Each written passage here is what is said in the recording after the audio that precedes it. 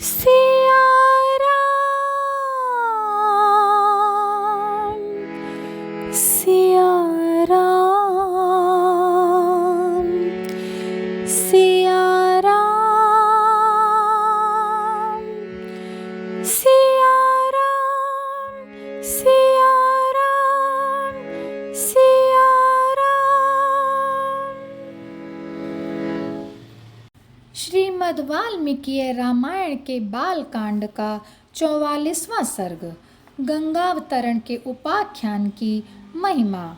श्री राम इस प्रकार गंगा जी को साथ लिए राजा भगीरथ ने समुद्र तक जाकर रसातल में, जहाँ उनके पूर्वज भस्म हुए थे, प्रवेश किया।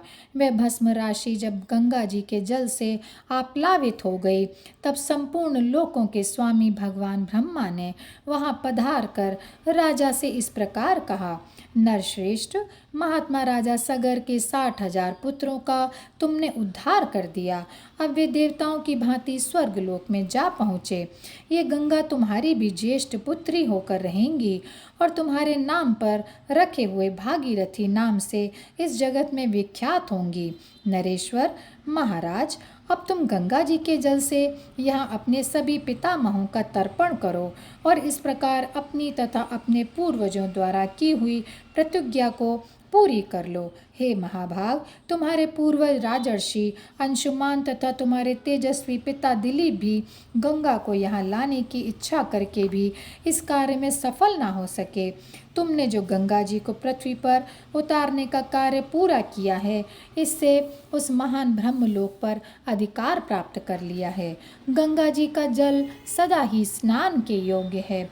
तुम स्वयं भी इसमें स्नान करो और पवित्र होकर पुण्य का फल प्राप्त करो।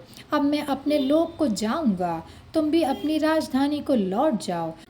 तब महाराज भगीरथ विधिवत तर्पण करके अपने नगर को लौट गए और राज्य का शासन करने लगे। श्री राम, यह गंगा जी की कथा मैंने तुम्हें कह सुनाई है। तुम्हारा कल्याण हो। अब जाओ, मंगलमय संध्या वंदन आदि का कार्य करो। जो इस कथा को सुनता है वह संपूर्ण कामनाओं को प्राप्त कर लेता है। और यहीं पर यह अध्याय समाप्त होता है। जय सिया राम, जय सिया राम, जय सिया राम।